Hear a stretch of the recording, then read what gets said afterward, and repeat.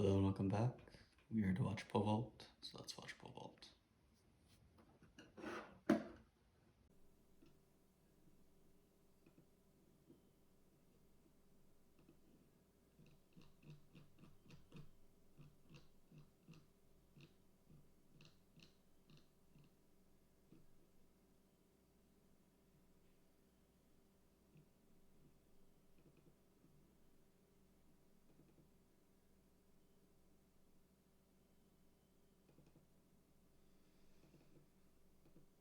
Had a meet on the previous meet was at Arizona. I jumped decent. I jumped 527. It's like 17.3.5.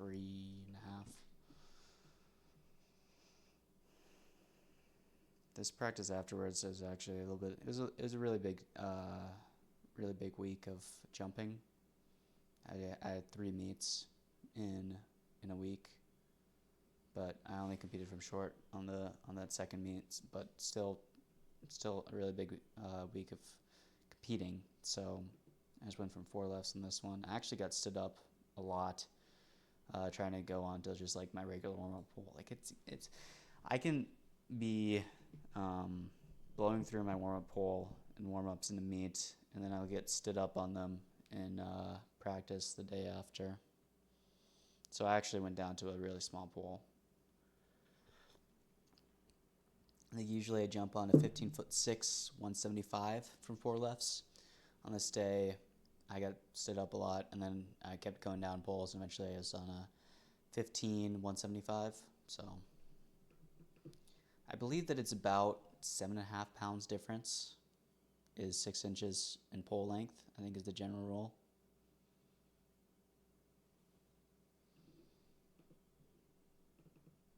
At least I know that the 14, 185 feels the same as the 15, 170 from personal experience. So I think 7.5 pounds per 6 inches of length is a good general rule.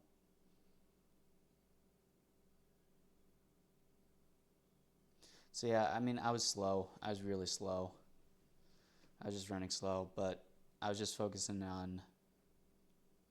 I was still able to get some pretty good jumps. That the plant, like on this one, I do definitely really like the left coming out aggressively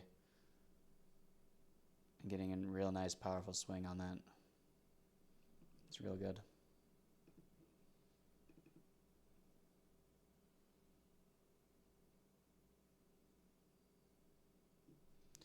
You can see it's kind of hard to get into the pit. Sometimes I can have a little bit of a forward lean. Like on this run, like I'm leaning forward a little bit too much. I want it to be more upright. So the run wasn't great, but I knew that the run would be a little bit difficult on this day. So able to get good jumps. So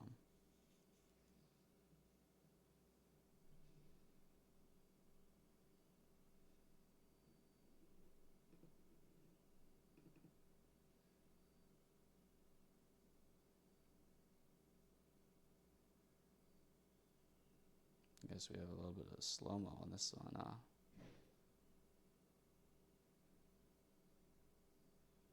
Yeah, it's quite good. I do think it's quite good.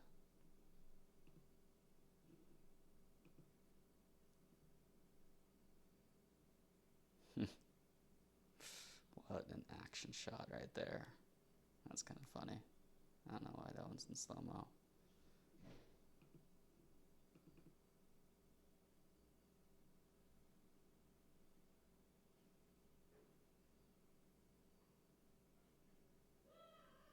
That's pretty good, yeah. Yeah, I really think that it helps just getting these consistent jumps, even if I'm not feeling fast on the day. Like I can still go and I can still get some decent work done.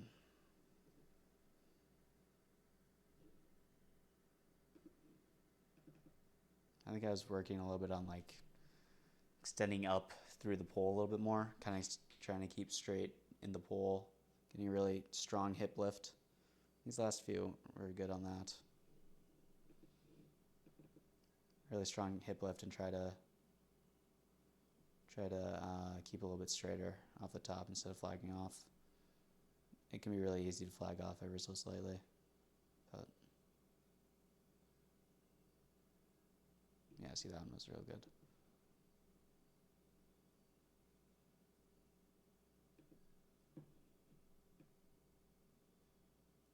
Just trying to get like in this position right here, and then just get a really big hip lift and keep my feet like right close to the pole on the top here. That one was pretty good. So that was the Tuesday's practice. Let's look at the Friday.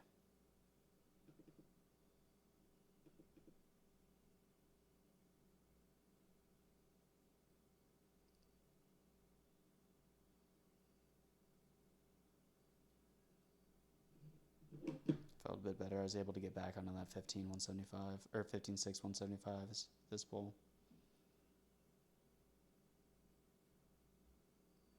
Yeah, I got stood up. I still wasn't feeling great. Yeah, and it was really windy, and it was a bad crosswind here. Like it was the wind was quite unpredictable as well. It would be blowing, and then it would stop, and then it would be a crosswind, and then it would be a tailwind, and then it was very swirly on the day. Not the best vaulting conditions.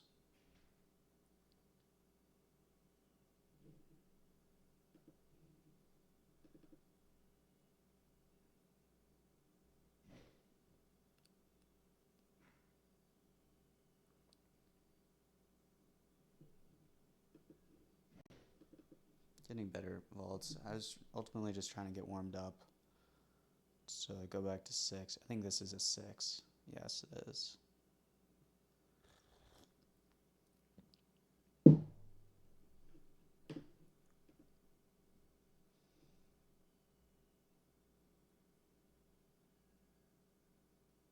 It's decent, just came off.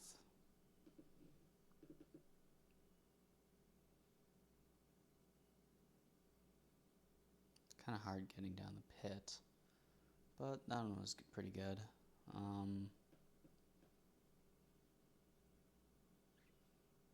Glad to see the plant. I might be a little bit out for being a 6. Nah, I think it's fine.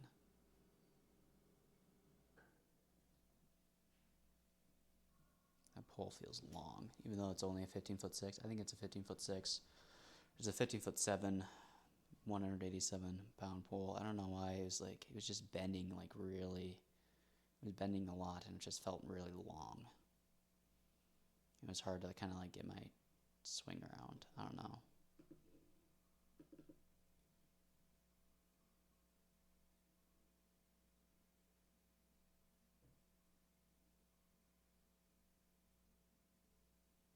Yeah, then I got stood up bad on that one.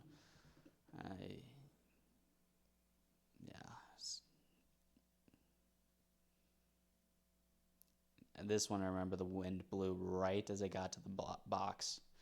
And so, yeah, that's the first time I've ran through in a long time. There's just a gust of wind right there, and it's just like, and so it's like hard when I'm running with it. The wind blows one way, and then I have to like correct it right before the box. That one was quite good. What was good about that one? Nice big plant. And then you can see that the left gets out of the way, and I'm able to swing really aggressively on it right there. So able to make it quite good. I think I blew through that pole, and I think I moved up to the 15'7", 190. Oh, just kidding. I thought that was I changed my mind. I wanted to go from 4 because of the wind, because I ran through that one because of the wind. And then I did that one from 4, and then I decided that I wanted to go back to 6. So I went back to 6.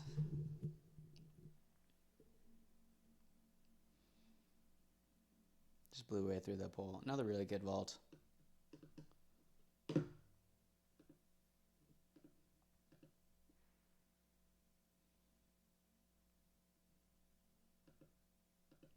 Nice.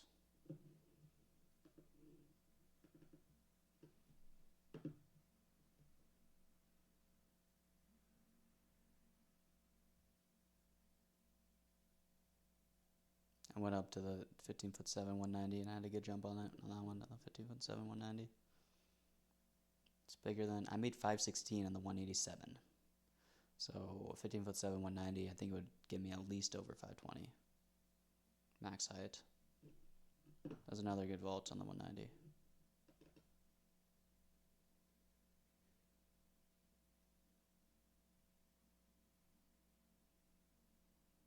No. I do not like landing on my face, but sometimes it happens, I guess. I don't know. I don't know what happened with that one. Just a weird day.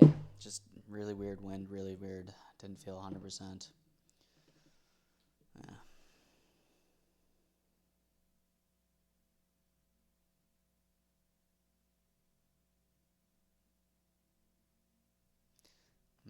Yeah, I put a bar up at 490. Well, coach asked me if I wanted a bar, and I said yeah.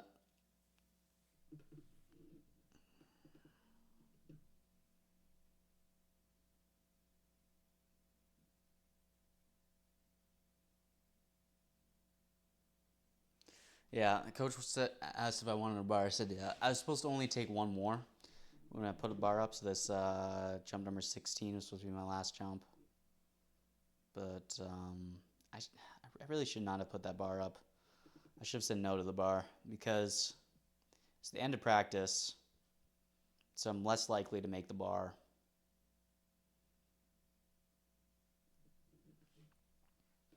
Like if I was gonna put a bar up on the day, I should have done it earlier and make it. But yeah, it's the end of the practice. I know that I'm gonna be done soon on like one more jump, and then to put a bar up, I mean, because I missed the bar, and then it's like I can't end on like a bad attempt. I need to, so I gave it one more try. But this wasn't even a bad attempt. This was a good attempt. The standards were at 80 or 70. Not even a bad attempt.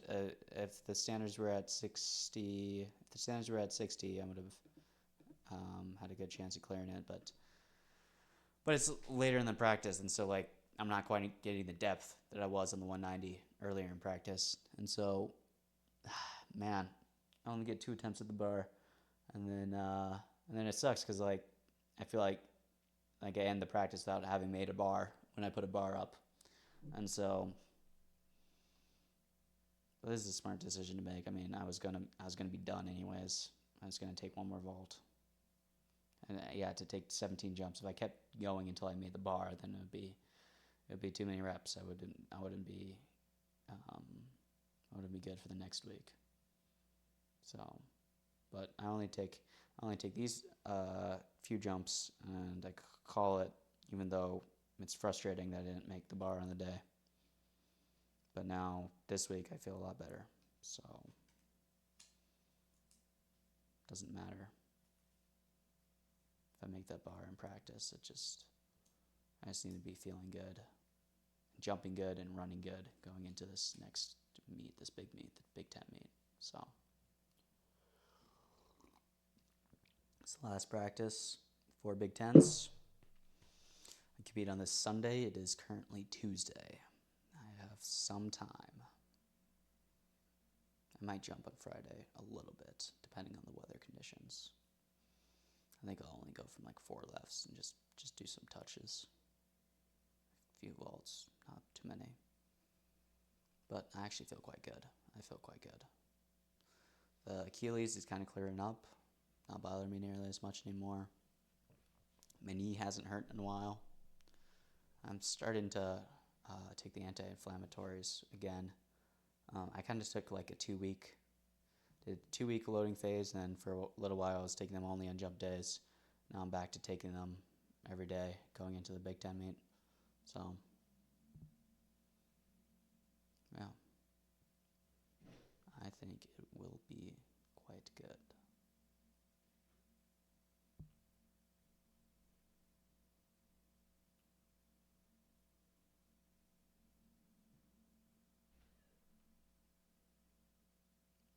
I actually have potential to be the greatest storyteller of all time, simply because of the technology that's available to me.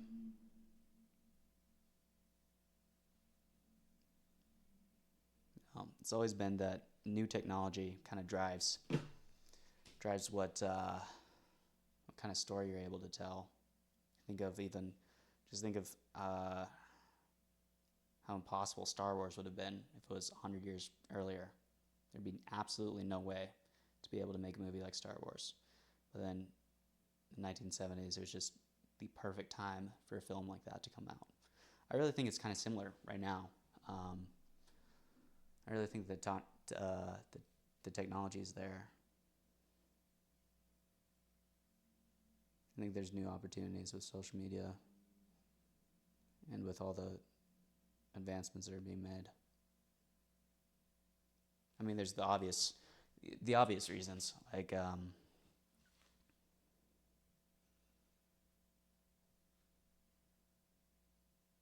able to make it more immersive, even just like talking as if you were really there. But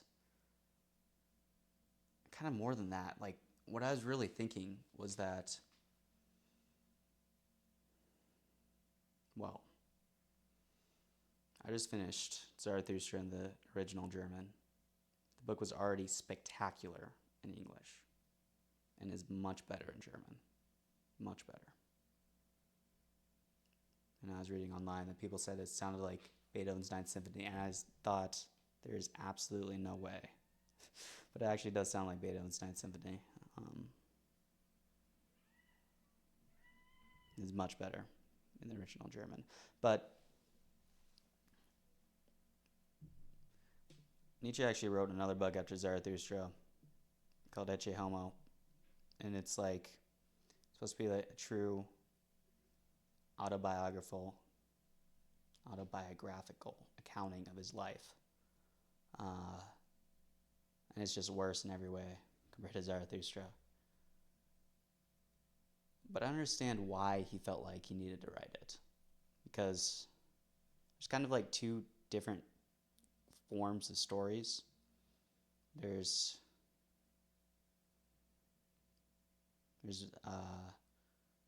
more of like a poetic form, like if you think about Zarathustra, Iliad, those kinds of stories. And then there's people like to write biographies and autobiographies, kind of like true historical accountings. But they're both kind of missing an element of the other. I really have the advantage right now in the time that I'm born in, to where my entire life has been documented, it's been recorded, photographed. And so it really gives me the opportunity to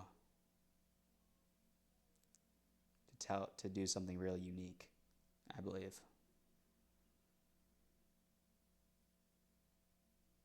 So I think I can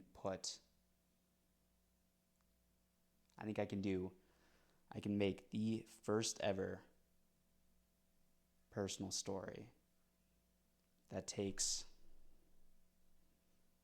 an entire accounting of my life from year 0 to 22 in poetic form with verifiable historical facts.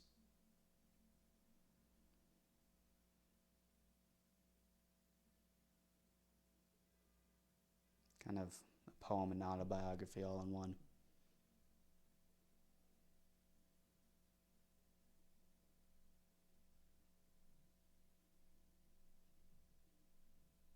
I really think that I can be the first to make something of its kind, and I'm quite excited for it, personally.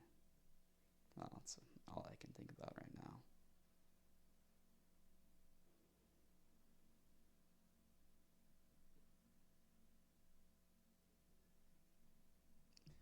Thank you for watching, and I will see you next week.